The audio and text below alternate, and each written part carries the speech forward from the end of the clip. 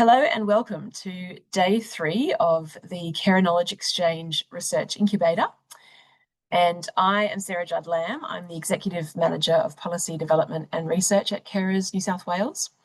I would like to start today by acknowledging the traditional custodians of the land that I'm joining from today, which is Gorigal land, and their elders past and present, but also the many lands across Australia represented by our panellists and our audience today. So you're welcome to post in the chat the lands that you're joining from, if you would like to. I'm sure we have people from across New South Wales and probably some interstate. It'd be great to hear where you're joining from today. It's also really important, given our topic today on supporting First Nations carers, to acknowledge the significant contribution of First Nations carers to their communities and acknowledge that care for First Nations people extends to caring for country, culture and community. I also want to acknowledge National Sorry Day, which took place on Monday in commemoration of Stolen Generations survivors and those that never made it home. We also recognise National Reconciliation Week, which started yesterday. We understand that this is a significant and challenging week for many First Nations communities and a time to reflect on the importance of truth-telling, but also concrete action to address the many injustices and inequities experienced by First Nations Australians. The theme of this year's National Reconciliation Week is Bridging Now to Next. And with this morning's session, we hope to follow this theme by building on a webinar that the Care Knowledge Exchange hosted in February, with several leading researchers working with First Nations carers, one of whom is joining us as facilitator today. It was important to our webinar presenters from February that we have a follow-up session with carers to allow them to reflect on the key themes that they raised, so that together we can come up with some key recommendations to prioritise in our collective research, advocacy and service delivery. Just to speak briefly about the Care Knowledge Exchange before I hand over to our speakers. If you haven't heard of the Care Knowledge Exchange before today, it's a project that Carers New South Wales leads with funding from the New South Wales Government, which aims to connect research to practice to improve outcomes for all carers. I won't talk too much about it, but if you'd like to know more, you can see the website on the screen, and you're welcome to have a look at that and find out more about the project. Before we start, we also know that many carers join us in these sessions, and sometimes some of the topics discussed can be a little bit close to home and can maybe cause some distress. So if you are a carer today and at any point you need support, please contact our wellbeing officer. That information is being put in the chat right now. We have a wellbeing officer that's in a separate virtual room where you can join and have a chat if you need support. We'll just go over the session outline. So for your information, today is day 3 of the Research Incubator. This is our second last session. And then after this morning's session, we will have a conversation with a number of researchers and young carers about young carer related research. So if you're interested in that topic, please stick around and join us on the same link from 1 p.m. And if we can go to the next slide as well. Our structure today, our session today, I'm not going to be talking very much, which is great. You'll hear from me briefly at the end. But we have the privilege of hearing from 3 powerful First Nations women today, all of whom are carers and have been very involved in connecting research to practice. They have great knowledge of service delivery in First Nations communities. They've been really involved in research, and they're willing to share their lived experience with us today as well.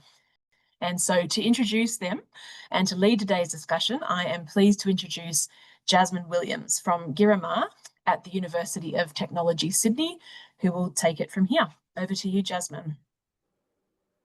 Manango, Sarah, thank you. Thank you to everybody for holding space for us today and giving us the opportunity to have and hold these very important discussions. To begin with, I would like to say, Yinagalangbo, Gibitarangbo, Yuanyari Jasmine. Niani Waradri Mayan, Niani Waradri, Mandango, Waradri Noramango. Diramadalinya Badu Waradri, Injamadili and Yadi Mujigan. So, ladies and gentlemen, my name is Jasmine, and we, the Wiradjuri people, would like to thank you for gathering today on all lands, but especially on Wiradjuri country, my country. I am a proud Wiradjuri Wallagloo woman, and I pay respects to my ancestors, my elders.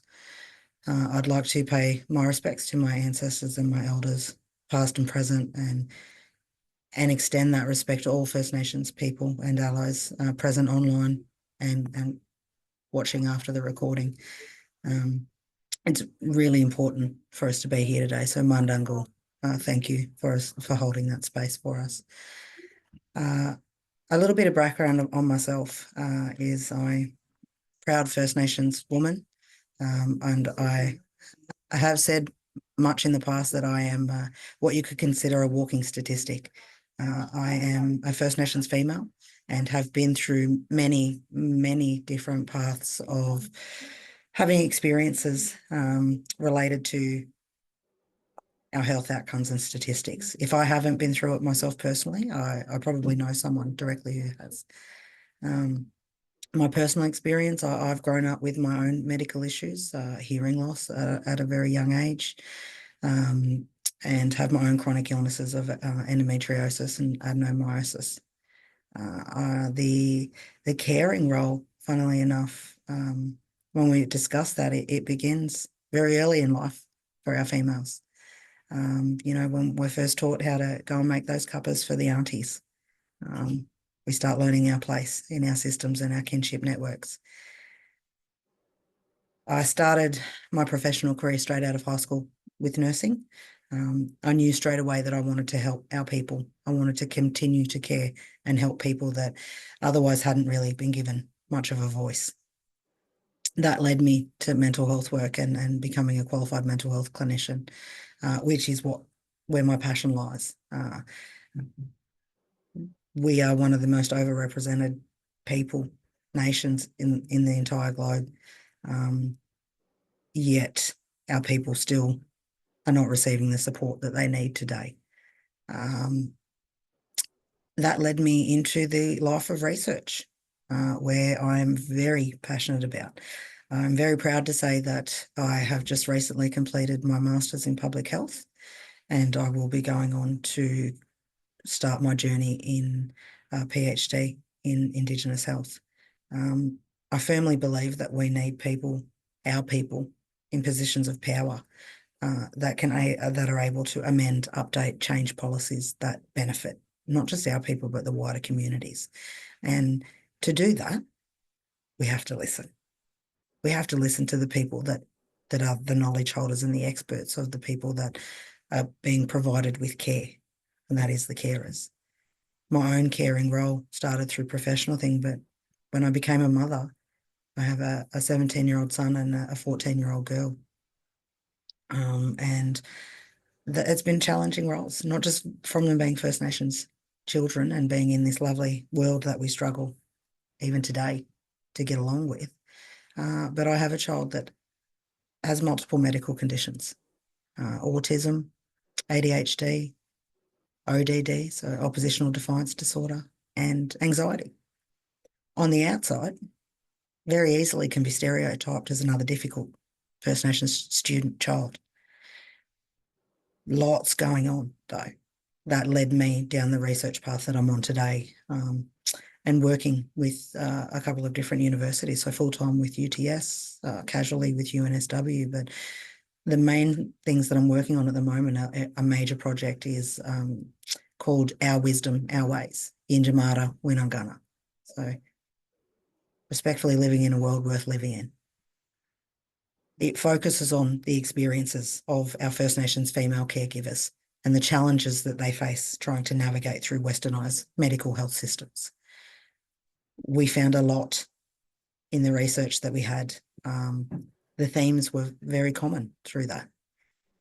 So that actually led me to where we are today, but I was actually back in February where I was able to have the honour of being one of the 5 speakers at the Care and Knowledge Exchange webinar that was focusing on empowering First Nations carer voices. So that was transforming policy and practice. So a little bit about what we've already touched on. So that webinar gave us the opportunity to draw on the experiences of the caring roles of our women and the research that takes place with First Nations women and why it's important. I was very lucky and a rarity to be a part of one of the only all First Nations female-led research teams. Very rare in today, very rare that we have First Nations academics. So it's about how do we get our lived experiences and the challenges that we face, and how do we translate that knowledge that we have into research and then develop that research into ongoing practice that benefits all of us. So we were able to draw on that, and it was really special to be able to do that. And our moderators just put up the recording of the webinar that you can actually touch base on and watch, which I think is really important, that if you haven't been able to do that previously, is to jump on and be able to have a look after today as well. So just briefly about today and how that session will run. So today is basically a yarning session. It's a follow-up to the first conversation that we held. It's very important that we are able to provide our carers the opportunity to respond to the themes that were held in the first webinar and share their thoughts and the experiences that they've had. So briefly today, the session we'll be showing you some short clips from the original webinar. The full recording, as you said, is available online for anyone who missed it. And most importantly, we'll be hearing from two very important people that have been in my life, been inspiring to me personally and professionally.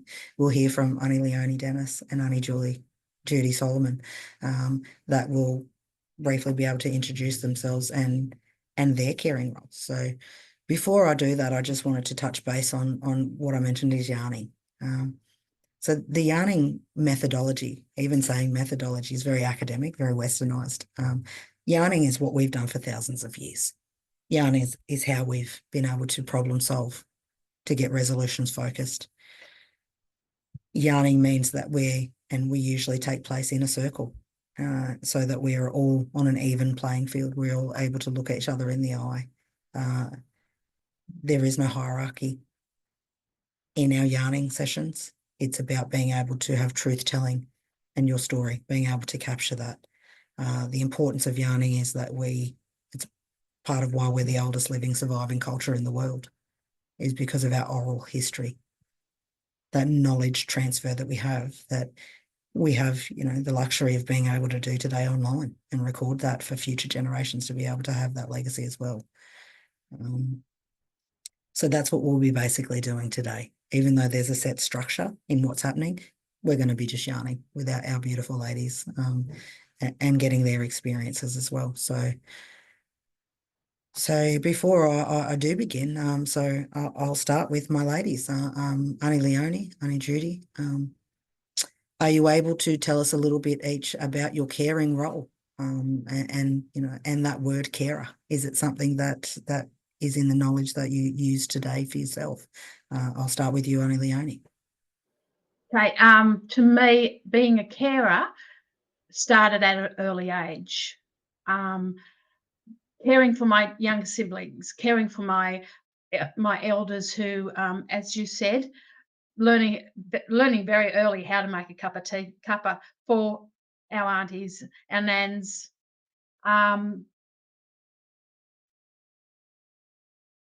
For me personally, being a carer is not just caring for somebody who has a disability or a child who's in care. A carer for me is caring for family, caring for community, caring for anyone who actually needs that assistance.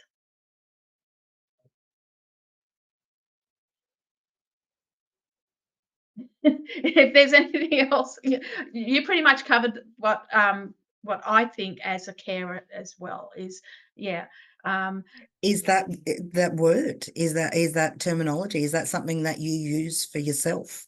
The word carer. Yes, I am a carer. I'm care. As I said, I'm a carer of my community. I'm a carer of my children. I'm a carer of my grandchildren. I'm a carer of anyone who needs that help. Beautifully said, Auntie. Thank you, Mandango. And I will pass over to you, Auntie Judy. Can you tell us a little bit about your caring role, and whether that word is something that you would use to describe yourself? Oh, I really didn't consider myself as a carer. I would say that I just did it because I'm passionate about everything that, or everyone that's around me, that's in my community. And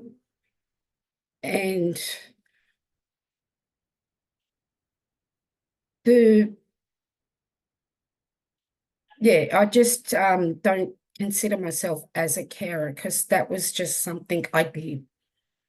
And it didn't matter whether the kids had mates coming over or anything like that, and they needed a bed for the night, they'd just be there.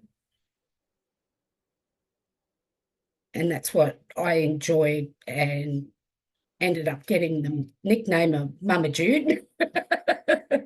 But yeah, that's what I just did. Mandango, And sorry? keep going, Auntie.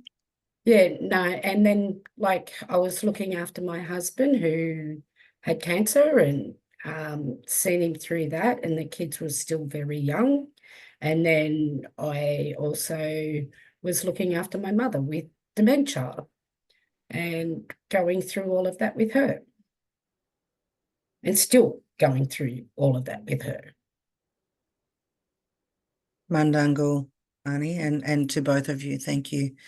I think it's really important that you've both highlighted that, yes, that term carer is something that is not used very broadly or very often in our communities, because it is a role, an automatic role that we are born into at such an early age in life, and it is that sense of community, but cultural and family obligations and kinship obligations that we face, that we take on those roles, not just for immediate family, but as you both mentioned, for extended family, for extended kinship roles as well.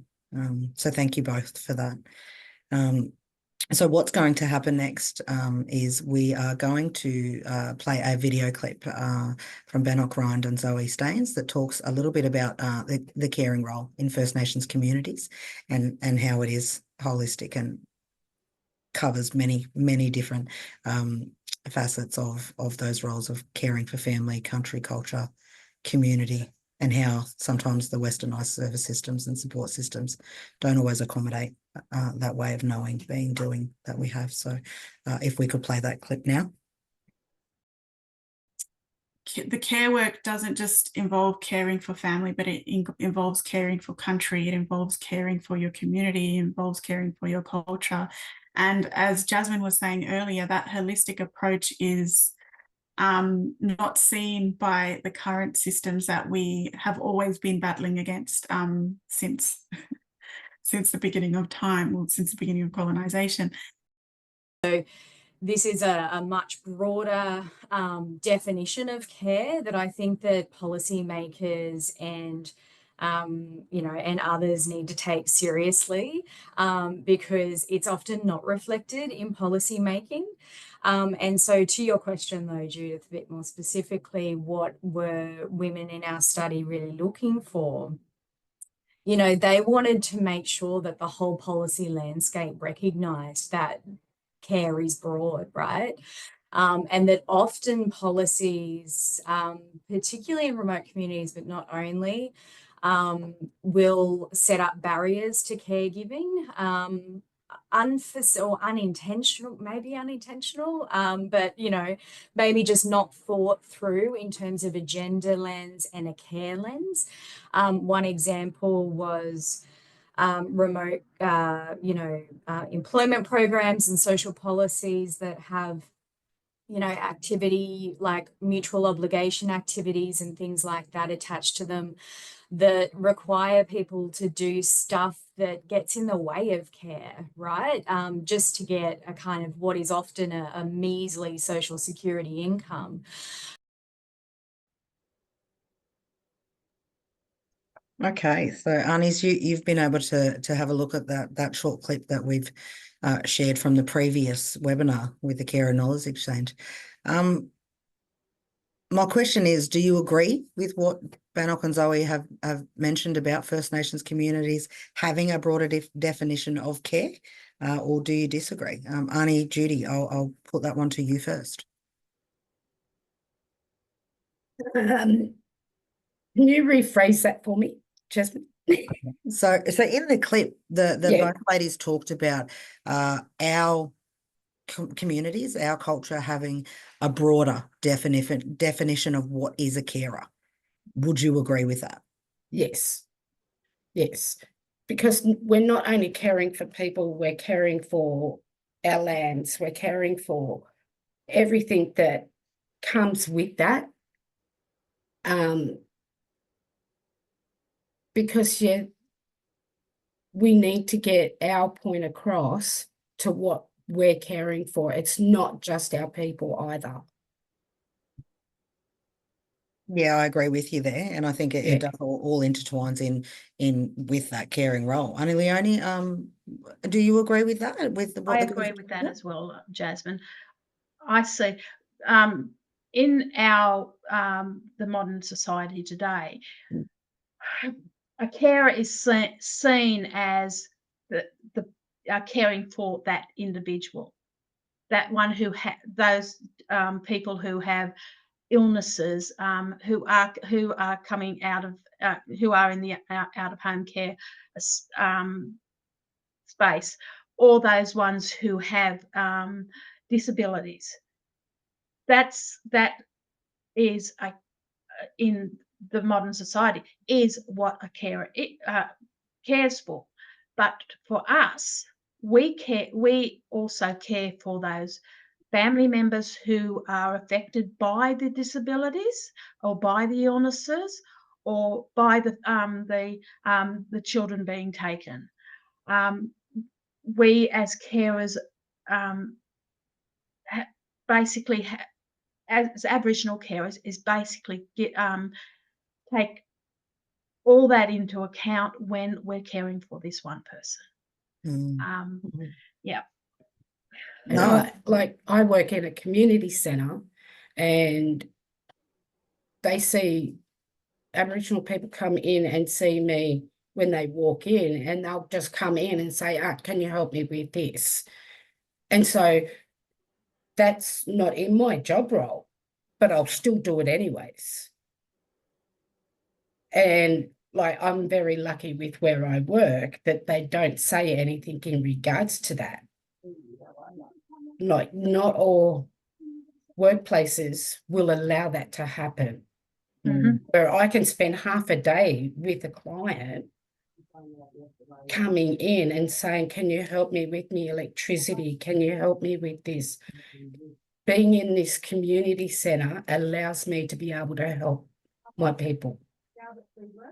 And they prefer to talk to me, but we're slowly getting them to be able to talk to the others as well.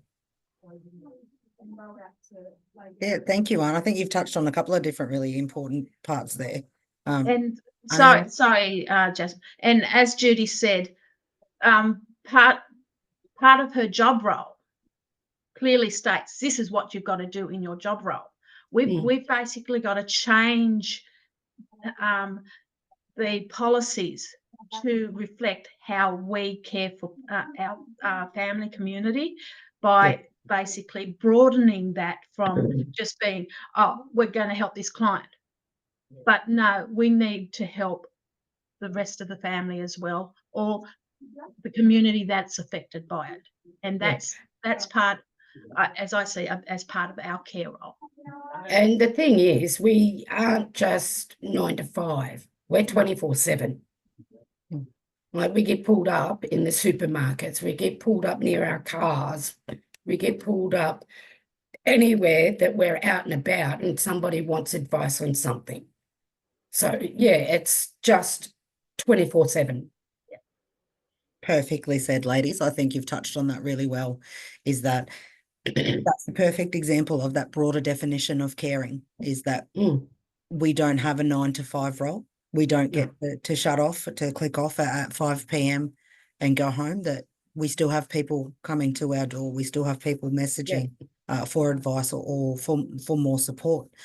So that takes me to the next question of what is it like to work in both worlds? Why do you think it's important for our audience today to know about the importance of communication? Annie Leone? How I see it, I've got a 9 to 5 job.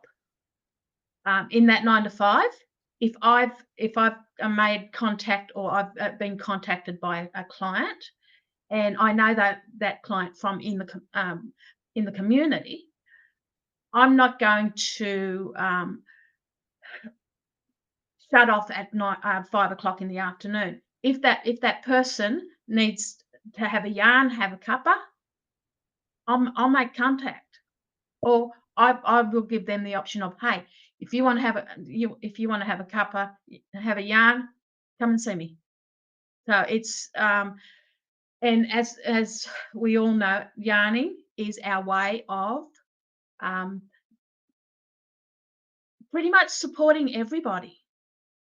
I find that having that yarn is, I think it might be going off topic here, but having that yarn with a client or somebody in the community, I get a lot more information, and I get a lot more, I'm able to support them a lot more by just doing that simple talk, rather than sit down, have a formal interview. Annie Judy?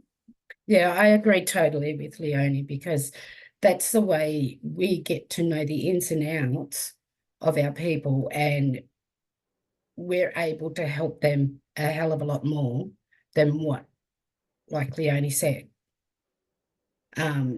And yeah, just being able to support our people like that. Okay, thank you, ladies. And I can see in the chat that there is a question about male carers in First Nations communities. And I can only answer, unfortunately, from the point of view of a First Nations female carer, and a Wiradjuri female at that. Many First Nations communities are different in terms of their cultural protocol and community protocol. Being a Wiradjuri nation, we are a matriarchal nation. Therefore, the females are held in the highest of regard. So in the majority, in the research that I've conducted, in 99% of those caring roles, the First Nations female took on that role. And it is something that we are actually looking forward to the future of finding more information and data on First Nations male carers in communities. So thank you. Very important question for that. So in moving on, ladies, we have another video clip that we'd like to play again, and this one's from Judith Lovegrove and Zoe Staines, just talking about how important it is to have First Nations leadership and involvement in policy making. And this is again from the previous webinar that we've held. So if we could please play that clip now. The reality of the challenges that we live in, as marginalised people, as sovereign people of this country, yet we still have very dominant Western, leadership hierarchy models. And one thing that it gets me thinking about, and Jasmine, we shared this quote the other day, is talking about nothing about us without us. Because this position of power imbalance is really kind of driving, I guess, the delay in terms of progressing where we need to be around policy and practice. Carers need care, they need respite, they need support themselves. Then wherever it's possible to do so, those services should be delivered by Aboriginal community controlled organisations, right? It should be the absolute basic rule, and yet we still see that not happening. We still see big kind of multinational conglomerates moving into remote communities in particular, and providing those services. And often they're not culturally appropriate, they're not culturally safe, and it goes against a community's own self-determining kind of approach. The other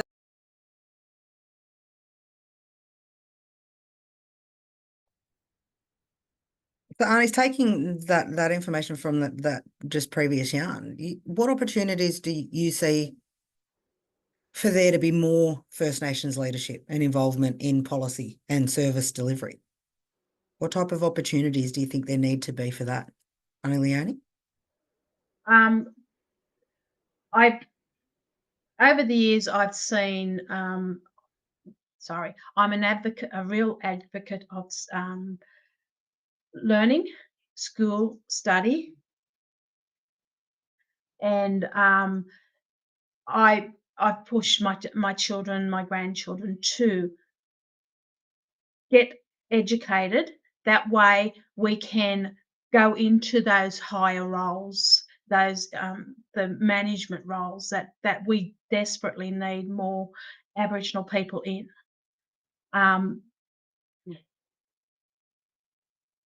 Things like the I'm going to advocate for the vet programs through school. They are brilliant. They are bringing our young kids into getting the education they need. Also on that like hand-on experience as well. And that's how I find that a lot of our Aboriginal kids learn, hand-on experience. Yeah, they're smart. All of our kids are very smart kids. It's just that they learn differently. And by doing it a different way of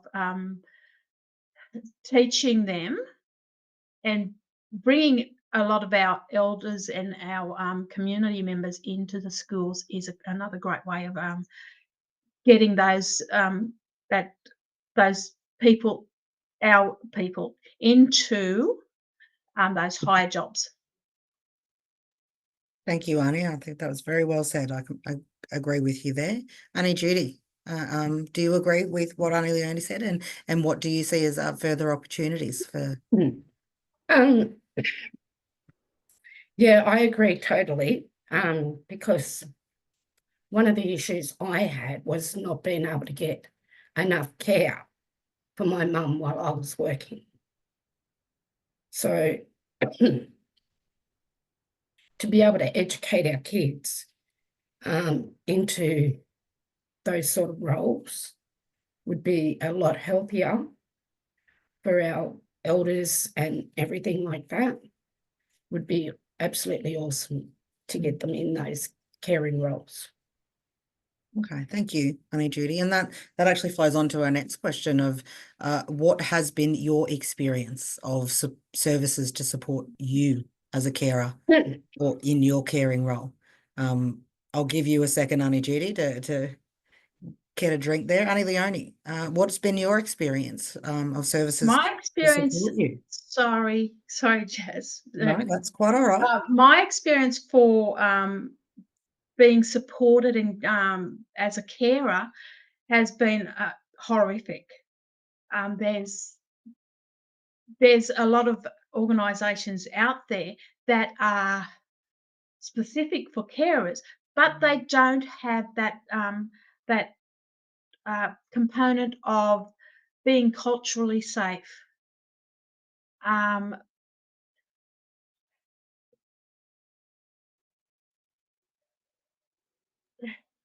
It's okay, Annie, take your time. Yeah. What I found was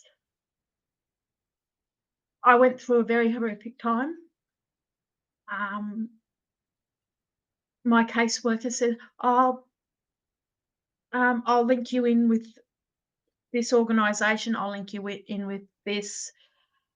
And I linked up with those organisations, and there was no person that I can relate to who was an Aboriginal person. And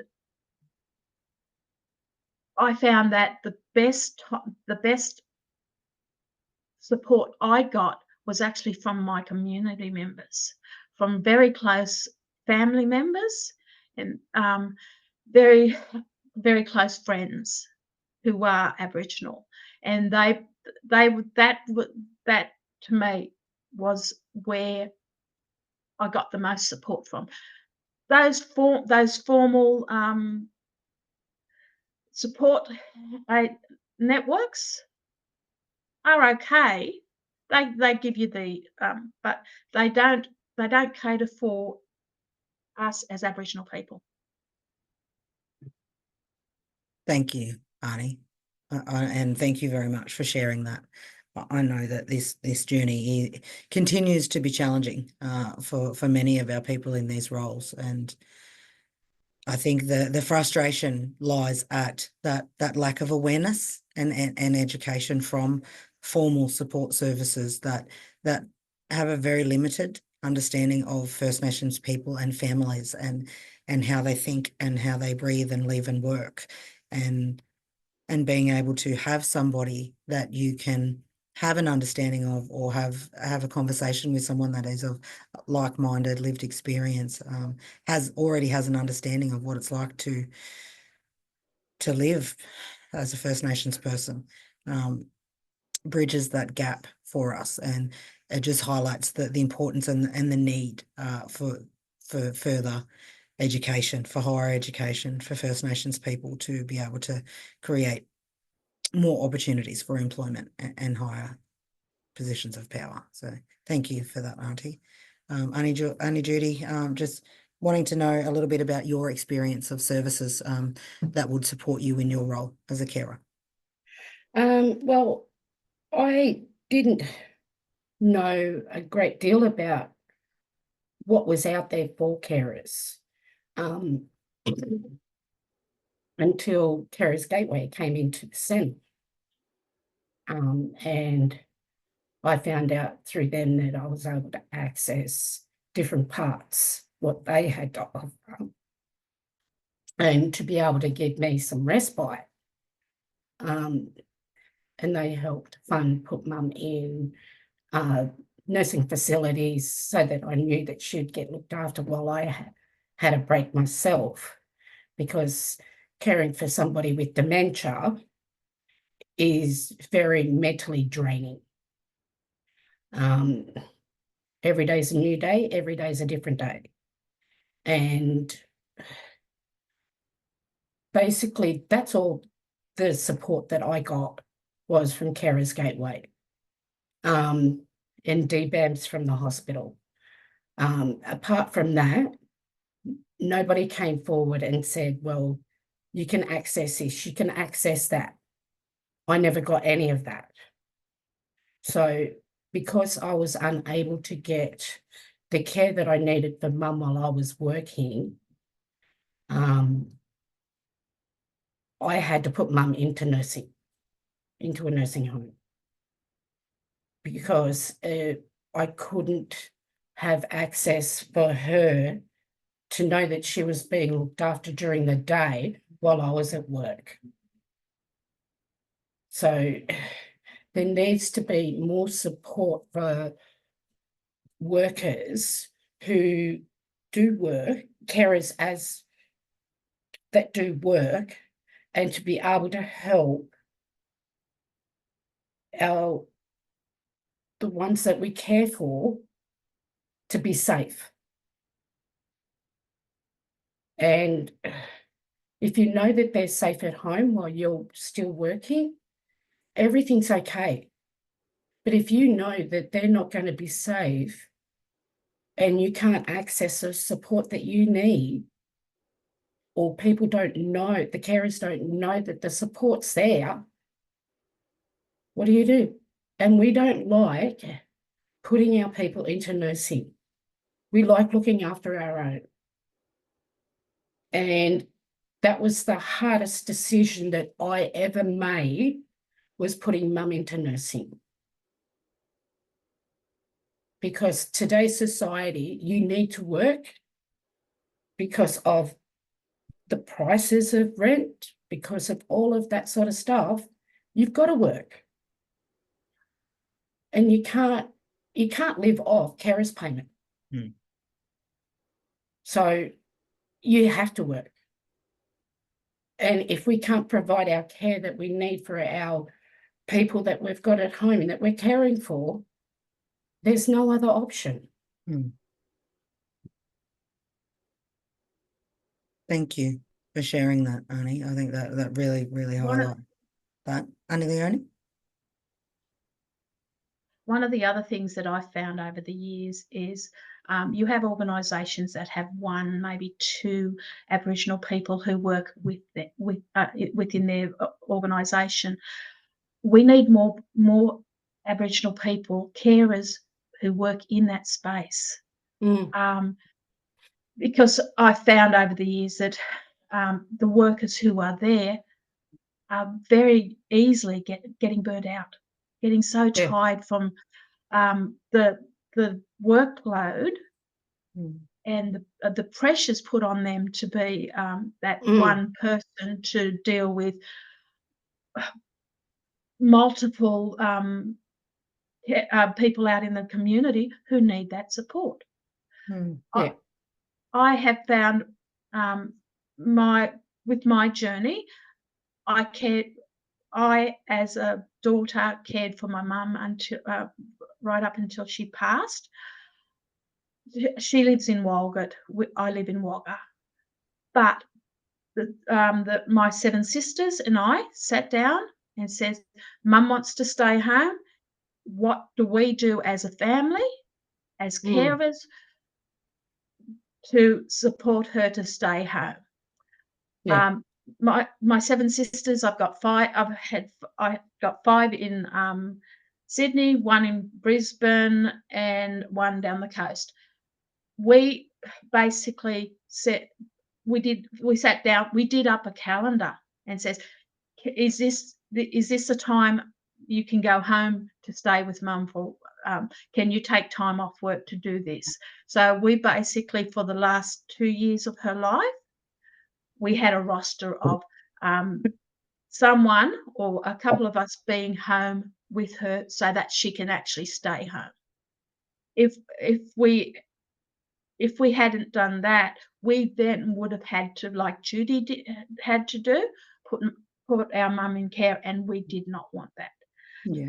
So she spent her last 2 years where she was most comfortable. We also had the formal care of a really good home care service, and that home care service was majority of Aboriginal workers. So we were able to combine both formal and informal care so that we can look after our mum for those last 2 years of her life.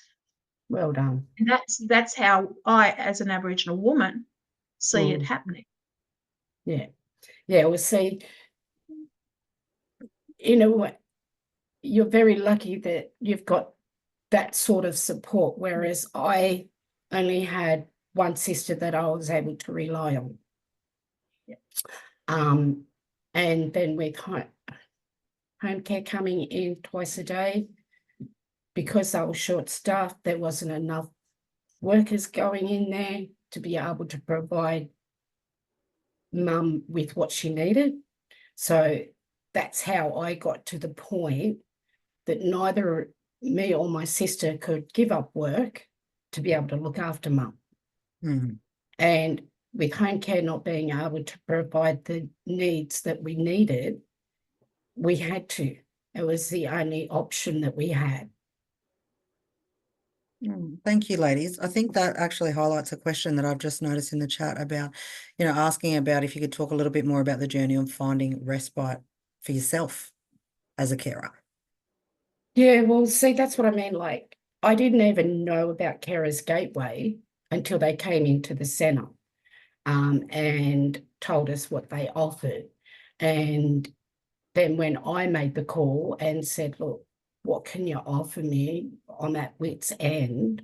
And they said, well, it sounds like you need respite. They helped put mum into nursing for 2 weeks while I had a break so that I could calm down.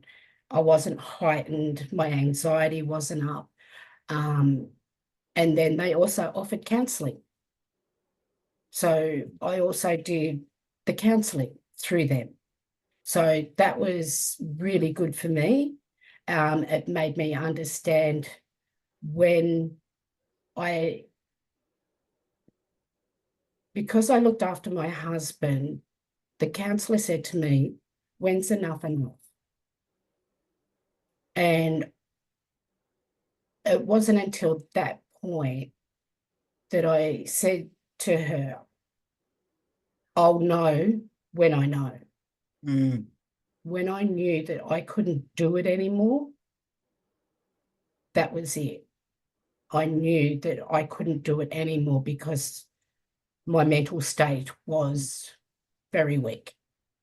And I think that's important that you've mentioned that, Aunt, is that for many of our carers in these informal caring roles, the majority of the time we get to to that line being drawn in the sand and then get to that point of almost being burnt out.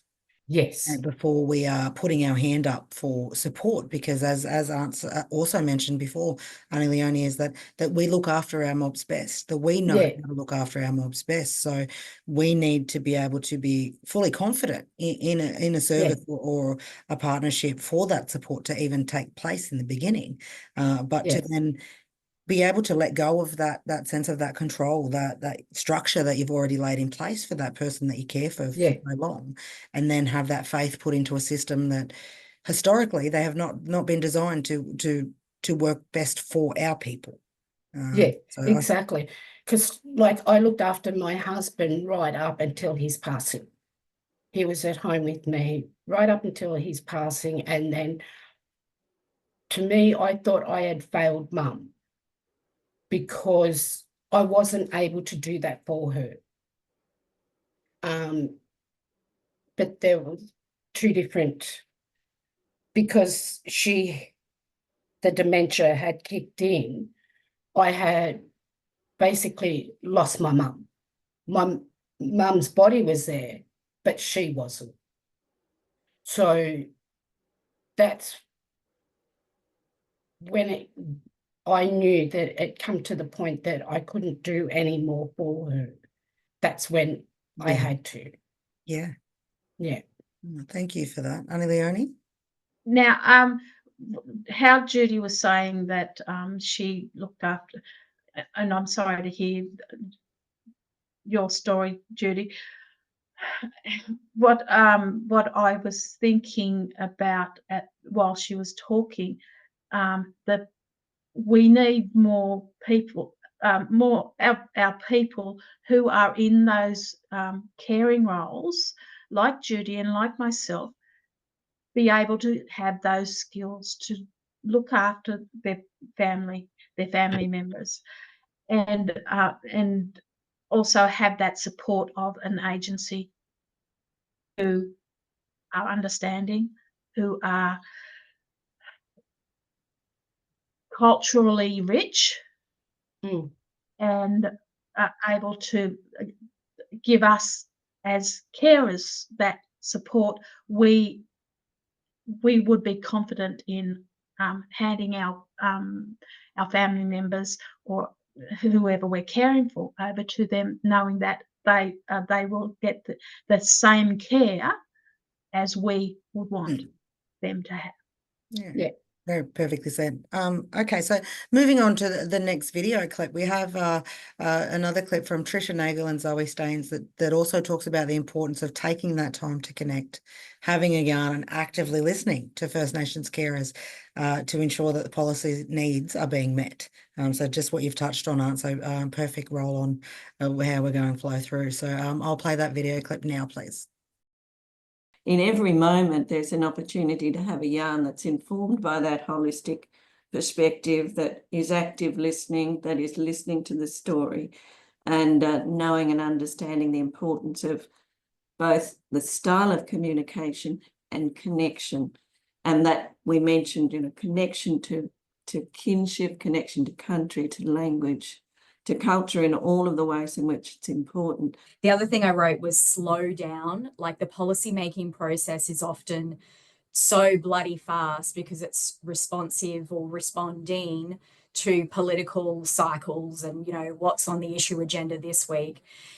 And for actual proper consultation and self-determination to take place in terms of developing policies that support caregivers and that reflect the genuine needs of First Nations caregivers, that needs to be a slow and deliberative process. You need to take time to, as the other speakers have said, like, sit and listen, and have those really long yarns,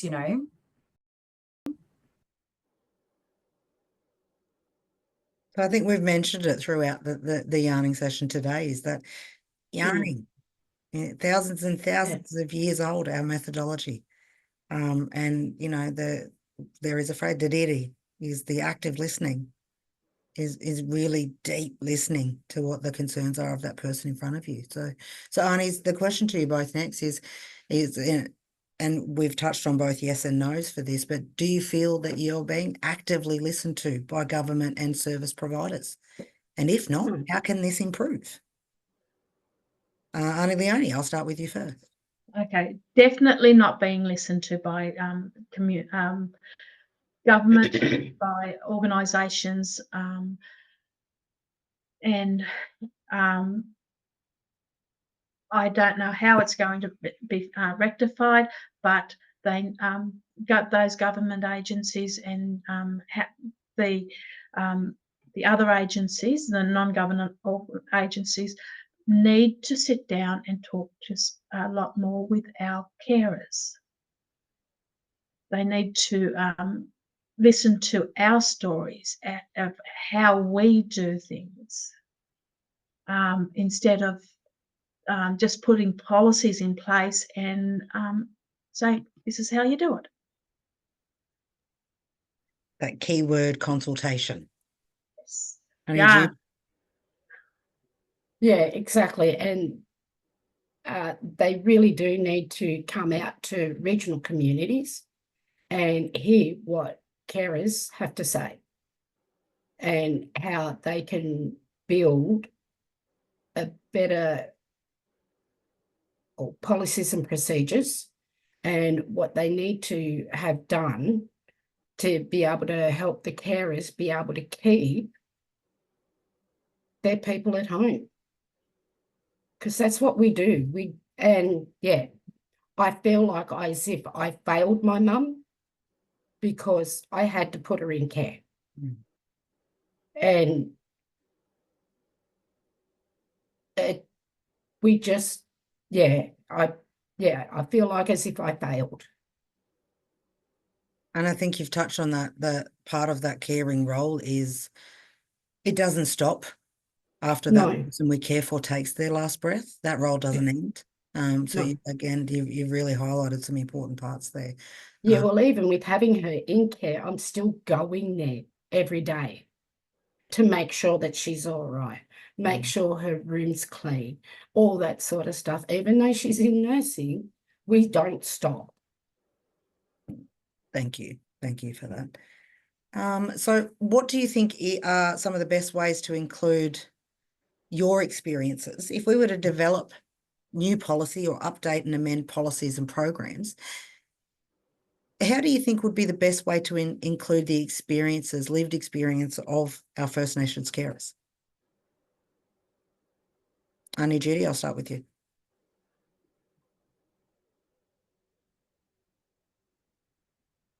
I need to think about this one.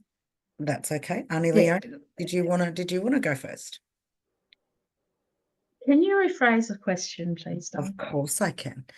So if we were thinking from a service provider perspective and we wanted to update or change policies and programs within that service, what would be the best way to include the lived experiences of First Nations carers into developing these policies and programs?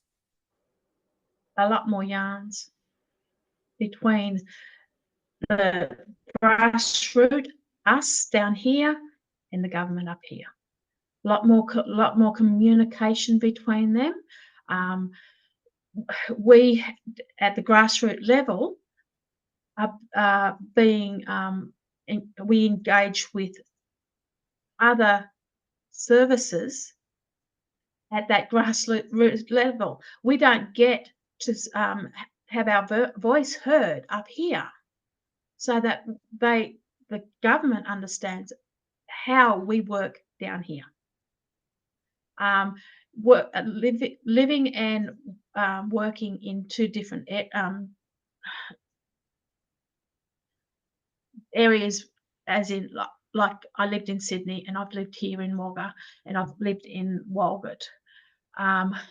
The policies that are broad are really good for Sydney, but they're not good for here in Wagga, and they're not good for Walgett. So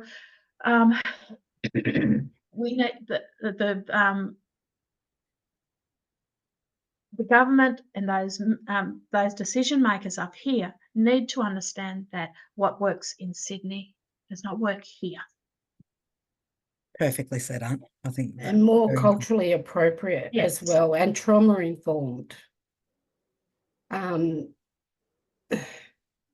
Because our elders have gone through so much, and if somebody is not trauma informed or know how to relate to somebody that's gone through trauma, or not culturally appropriate with the way they speak, the language,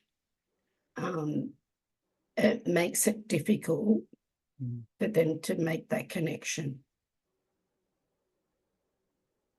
I completely agree with you there, Aunt. I think it can be quite risky, quite dangerous to have people in professional working roles that do not have professional experience of trauma-informed care or working with First Nations people. A really interesting comment has come into the chat about, excuse me, of trying to increase representation of First Nations carers. And to that question, I say one of the perfect examples of how to increase care representation is what we're doing today. It is highlighting the experiences and capturing the voices and experiences of our First Nations carers, and then being able to translate that knowledge through such platforms as we're doing today.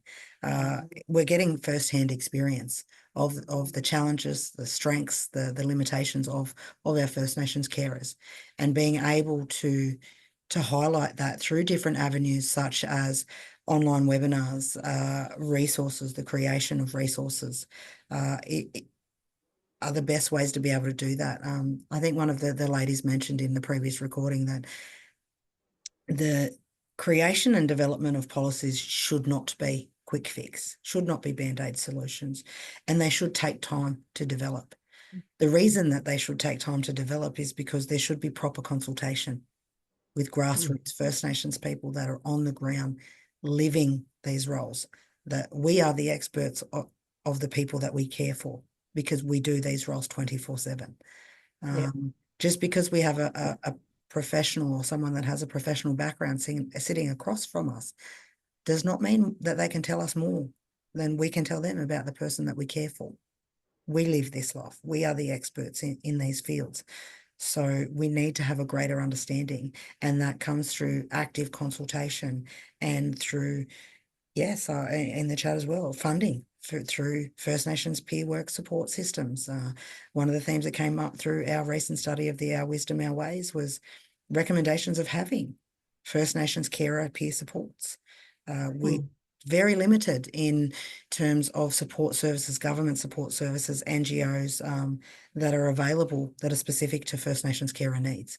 We have many, many mainstream services that are available that can provide some fact sheets and some information about First Nations carers. But we want to hear from the people that are doing the job, that are the experts in that field. So that's the best way that you can get, I believe, increase that carer representation, is providing more employment opportunities. But in terms of the participation in the informal caring roles, we do this every day. We do this 24 hours a day. So we know what we need. It's just getting the services and support systems in place to listen to what it is that we need, and to help us and provide that guidance. We don't want you to do it for us. We want you to show it how to do it for ourselves, because that's what we've always done. Even Yeah. with wanting to do things for ourselves, there are times when I find that all I want to do is sit and enjoy my family member. And it's at those times I basically wish there was an advocate out there for us, who will basically say, oh, look, this is what the family want, and this is what we need to put in place for them. And there's not very many agencies or organisations that have that advocacy role as well. And I see it as a combination: support, advocacy, and just basically anything that needs doing. When my daughter was having trauma meltdowns, I call them trauma meltdowns. It was at those times that I actually wished I had somebody who would come in and basically support me, yet so for me to be able to support my granddaughter, and they have that voice for me to say, look, this is what Leonie needs at this moment, or this is what Grace needs at this moment. It's like as if you need a carer's case manager. Yeah, but carer support, advocacy and service side by side. Yes, pretty much. To me, case working is a little bit different to advocating. So some an Aboriginal organisation that will do basically both support us and advocate for us. So it's and there's not very many organisations who'll actually do that. There are individuals who will do that because they know that's what we need. Needs to happen. Yeah. But it's exactly the agency. We just do it anyways. Yeah. Thank you, ladies. I have one final question before we wrap up our end of the yarning session today, and that would be, what kind of information have you found has been the most important in your caring role, and how can organisations like those that may be listening today best communicate with you as a First Nations carer? I'll go. Auntie Leonie, you can go first. I had to think about that one. I'll flip that back over to you, Auntie Judy. Yeah, can you rephrase that again?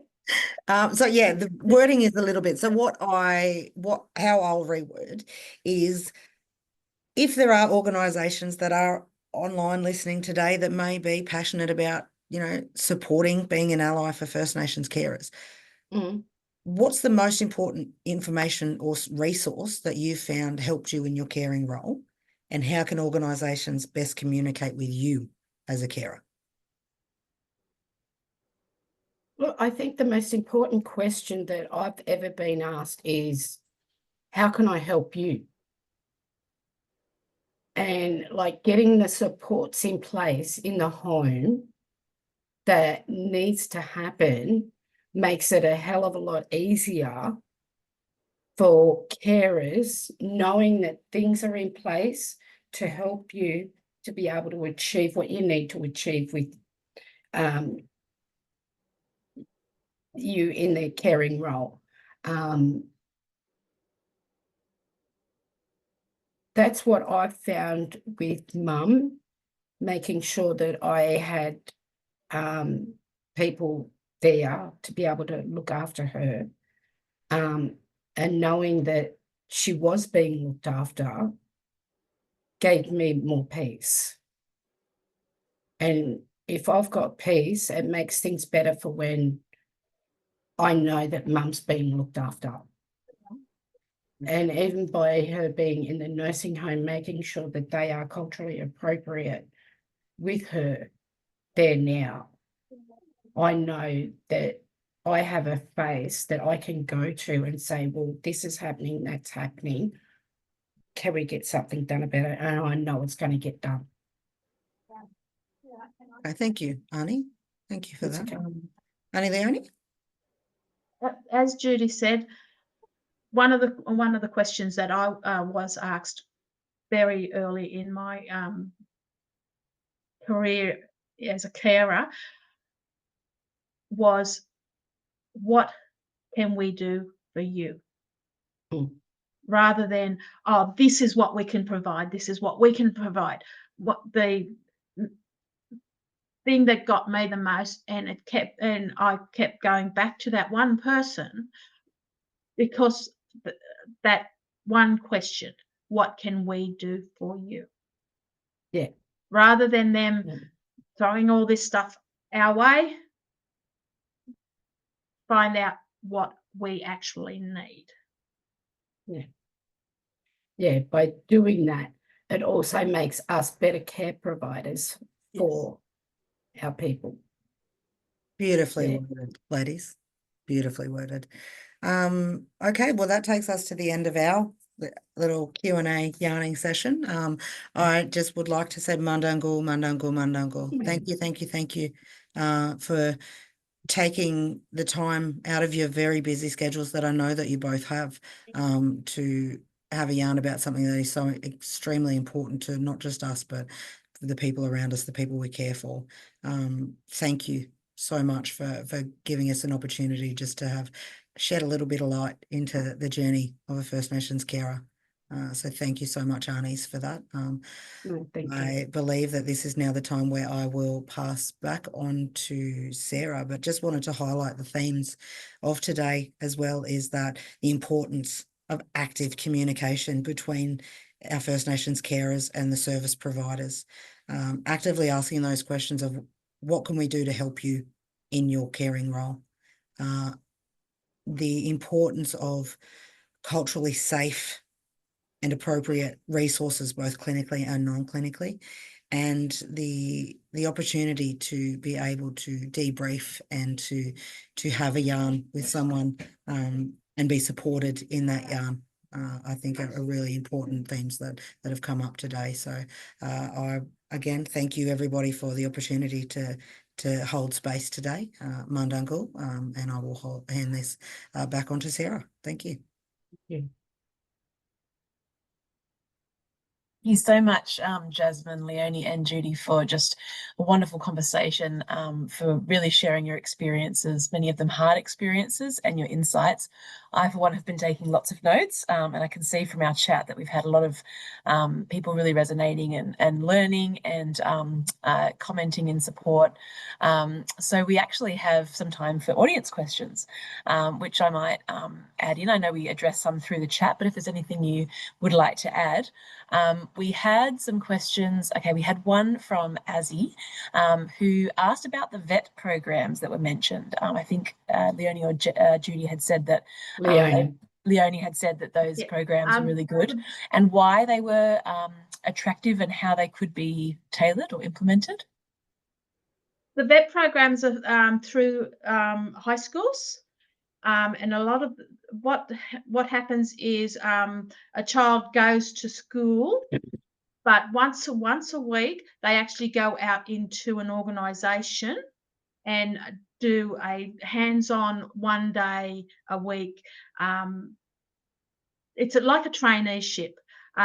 For example, if it's nursing, they'll go into the hospital or into say RivMed RivMed is our AMS down here. They go in for a day to basically do watch and learn what happens in that organisation, and like a work experience. It's like work experience, but it's more, as I said, our kids learn completely differently from on hand. what education. It's all more hands-on, and by them doing that 1 day a week out in the community, it's teaching them a lot of life experiences, as well as upskilling them for when they do leave school. For the vet program, you probably have to contact either your local high school or the local Department of Education. That's great. Thank you, Leonie. We also had a question from someone in the health services who was saying that they were trying to increase their First Nations representation in Gurungai and Gamma country. And I know you all did speak about that and some opportunities to increase representation, but I guess specifically in a local health district context, did anyone have any suggestions about how to improve care representation? We did touch on that a little bit, but in terms of the question, can we get a little bit more context in terms of is it looking to increase the carer participation in the MOHD in what context? So in terms of, I think that when we talk about the informal roles of our carers, we've all touched on the fact that our carers are doing this 24/7. So the fact that when we get to a point where we are wanting to reach out to a support service, we're almost at that point of burnout to be able to do that. We have to Exactly. And when we get to that service, we're at a point where, we're kicking and screaming about the fact that we're needing this support. So then it's a very risky area to be in as well, because it borders on that fine line between aggression and assertiveness. And as First Nations females, we historically have been told that we can come across quite aggressive when we are wanting to put a point across. And that historically we have been tried to be conformed into something that is a little bit more submissive and quiet. So when we do start to advocate and we start to have that voice for the people we care for, we do find that sometimes services are a little bit hesitant to provide that support. And in my opinion, we shouldn't have to get to that point of burnout.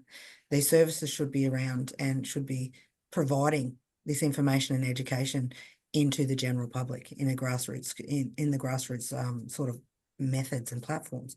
We've got people like Auntie Judy that works out and bases out of a community centre. So these services that are responsible for MLHDs that are providing care support systems, advocacy systems, the first point of call would be to plant yourself in the community. Hold space in community centres, go to schools, go to services, go to where there are high percentage numbers of First Nations carers, and provide information, provide the bridge that gap of the information, because both aunties had mentioned that prior to coming into a formal caregiving role, there was very limited education or knowledge on support systems that are available for First Nations carers. Well, Jazz, I didn't even know, with Sean, my husband, I didn't know about, I was caring for him, but knew absolutely nothing about any carer support systems except for palliative care. I knew nothing about what I could access at that point. It wasn't until I started looking after Mum that I knew about Carers Gateway. And why has it taken that long for me to hear about different services? Yeah, and I found through my journey, I have found over the years, I've been linked in with quite a few agencies, NGOs, and I found that I wasn't comfortable going to those organisations because I felt they weren't culturally safe. So on saying that, I would say more culturally appropriate staff. Yeah, cultural training. Cultural training, also more Black faces out there. Yeah. In those NGOs and in those agencies, more Aboriginal workers, because as my experience is, over the years, when an Aboriginal care worker would come into our home, I felt a lot more comfortable and confident in the care that they were my mother at the time was going to get. Yeah. I think there's some really great insights there. And I know, Jasmine, you'd asked about sort of the context. I think knowing the person that asked the question, I'm sure that gives them what they need.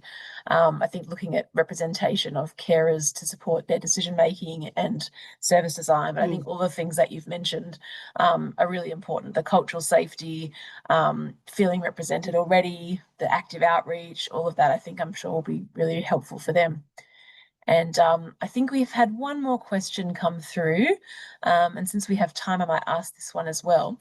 So someone has said, could the panelists comment on how the short-term basis of carer supports and staff turnover impacts First Nations carers? Yeah, I'll touch on first if that's all right, Arnie, and then I'll hand the floor to you guys as well. Very basically, sustainability and funding. You know, this funding has got a, you know, again, oldest living culture, surviving culture in the world, yet so overrepresented in statistics such as incarceration rates, kids out of home care, you know, drugs and alcohol, suicide, all of these things that scream that our communities, our families are not healing, they're not healthy currently. The supports are limited for the carers. So in order to have ongoing programs, and this is what the need is ongoing, sustainable, culturally safe and appropriate programs and incentives that are introduced from a grassroots level into communities and into state levels as well, that support and advocate for the carer. Without the carer, there's no one being cared for. So we really need to have that understanding that with further funding and more support from local, state and federal government levels, multi-levels within these areas, only then can we see sustainable programs that benefit First Nations carers and the ones they care for. That's the thing with a lot of us. The government will chuck money at us, here's funding, reach these targets, and then the funding gets pulled away. So our people start seeing or start getting used to that program being there, and then say, oh yeah, all right, we'll be a part of this program. And then all of a sudden funding gets pulled away. And you think, well, why even be a part of it? And that's what takes so long to build up any connection, because people don't want to do it because they know the funding's going to get stripped. So that's what takes our people so long to get used to or wanting to be a part of it. Oh, well, how long is it around for? Oh, it's only while the funding's out. Well, why be a part of it? And that's what we're so used to. Yeah, that's what we're so used to. They'll chuck millions and millions of dollars at programs. They reach their goal and then gone. What's the point of it? Yeah, there's no follow-up funding. So yeah, you've got, say, for example, a 6-week program that will be brilliant for it. But we need not just that 6-week program. We need ongoing funding to support that program to keep going in the future. And I understand pretty much the funding is more to do with the political cycles. It all depends on who's sitting in the government, who they're going to throw money at. At the grassroots level, we need that constant funding to keep those programs going, keep those programs, keep our people Sustainable. going to those programs. Mm. That's really helpful answers, ladies. So thank you for speaking on that. And I think that's all the questions we've got from the audience, but there's some really great questions there.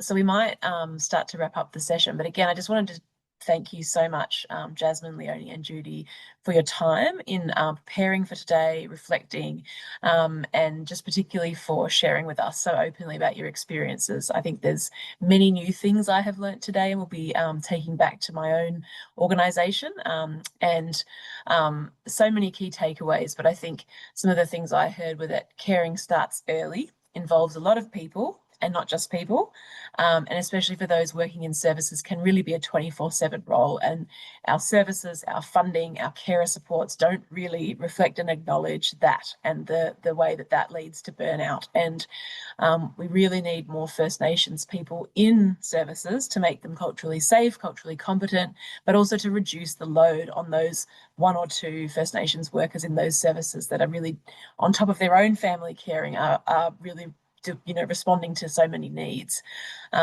So I can't go over everything I wrote because it'd take half an hour, but it's just such a wonderful conversation, and we've recorded this session. And I guess just in terms of coming back to the theme of National Reconciliation Week, which we mentioned at the beginning, which is bridging now to next, we heard from you all and experienced the importance of active, deep listening. And part of that, in my understanding, is accountability by learning and acting in line with what we've heard. And I'm sure that many of those listening today will already be thinking about how they're going to be doing that. So if anyone has immediate ideas about what they're going to do with that, please feel free to share it in the chat, or follow up with us to let us know what difference that has made and what you've found and learned from this conversation. But also, just from Carers New South Wales perspective and the Carer Knowledge Exchange, we're committed to keep working with our speakers from today and our February session to ensure that we get those themes correct and find appropriate ways to continue sharing those themes, taking action, and we'll be threading that into a lot of other pieces of work that we're working on. We will include some themes from today with carers' input in a report, so we can share that with participants with some of the key points. But we'll also be very much taking in a lot of these insights to our service delivery, our research work, and development of resources. So it's not just a sort of one-off conversation. We really want to keep this conversation going and steward what these ladies have shared with us well, so that many hear these important insights. I mentioned some different projects that Carers New South Wales is taking forward in this area.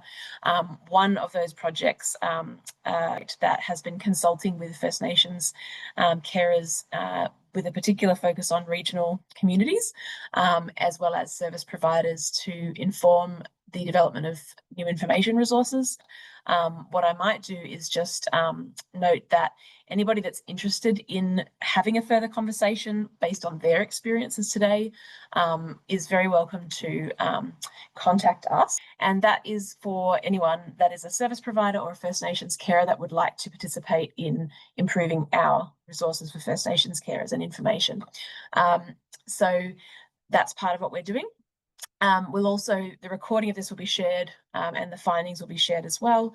And if you'd like to stay up to date with these projects, we also really encourage you to sign up for monthly emails from the Carer Knowledge Exchange, which Grace will be sharing in the chat, that link, so we can keep you updated. And finally, as well, we spoke about wellbeing information before. We are going to share some information again in the chat and on the slides, if we can, about wellbeing. So if you're a carer today, even if you're a carer and a researcher and a service provider, sometimes these conversations can be a little raw and bring up some distress. So we've got some information there in the chat. So please do reach out for support if you're a carer. As we heard today, a lot of carers don't know what's out there, and they can't always get everything they need, but there's usually someone who can have a chat and support you. So please do make the most of that. And if you're having trouble finding what you need, you're welcome to contact us at Carers New South Wales to get some more information. Just wanted to once again thank our wonderful speakers today, and also our attendees who are really engaged in the chat, and I can tell we're really listening and interested in the different insights that were shared today. And we look forward to sharing back with you all the recordings and findings from this event. Thank you, everybody.